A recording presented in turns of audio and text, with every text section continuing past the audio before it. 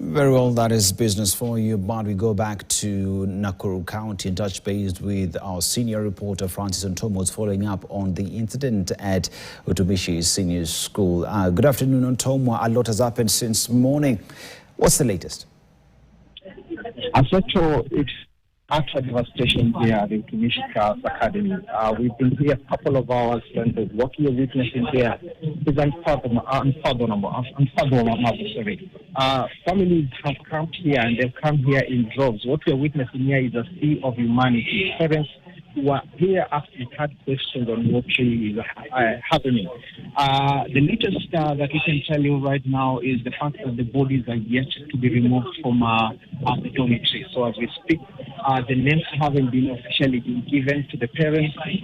We have been interacting with really devastating parents here who've been trying to find information, and it's really tough to get that information because although there are deaths that are said here by the Kenya Police and many other parties, including the Kenya Red Cross, that information is not trickling down properly to the parents. So at this point, we have met parents who are happily reunited with their children, but there are scores of many others who are yet to meet their children. They're yet to get information, and it's been utter devastation.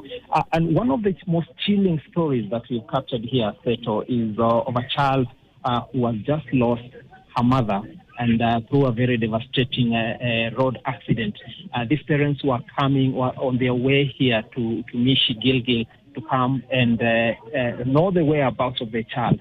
And the sad news that I've just trickled here to Utumishi Girls is the fact that that child has lost the mother, and the father is also in critical condition in hospital.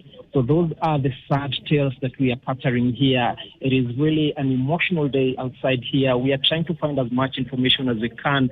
Of course, there is a lot of efforts by the police to try and manage the crowds that are coming in here because the numbers that are streaming in here is quite overwhelming, as I told.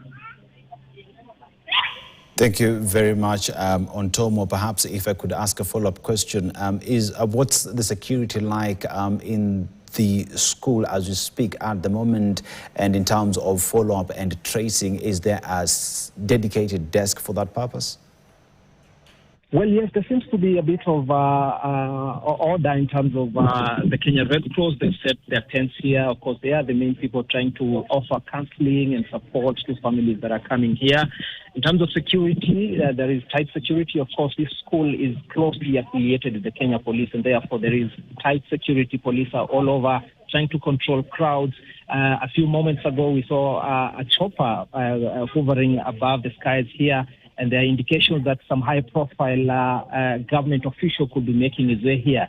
Remember, earlier we had the Interior Cabinet Secretary Kipchumba Murkomen and his education counterpart Ogamba Migos. They were here, of course, in the morning. We are told that they went to the hospital to go and look at the survivors, and therefore there is a sense of security here because of all the dignitaries that have been making their way here. Of course, we will be giving you close-up interviews of the parents who are here, who are trying to find these answers to the hard questions that they are harboring. That is what we are trying to establish at this point. So where we are at the moment, we are not allowed to go close to the dormitory that is in question here. The dormitory where the lives were claimed last evening.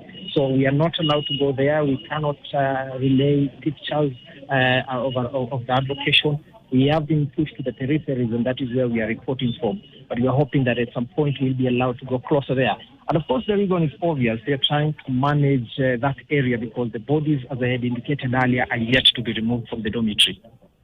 Thank you, Ontomo, for that report and the update. Definitely, we shall be keeping Kenyans up to date with regard to the ongoing investigation and the matter at school. Just to recap, what Ontomo has said is that it is a case of devastation from parents there who are yet to meet their children, as well as information is not flowing well with regard to knowing exactly what happened, and that we have parents who are yet to meet students and the student there who lost the mother. It is sad indeed. We continue to follow up on that story. Be sure to keep it KTN and Standard Media Group. We will be bringing you the very latest.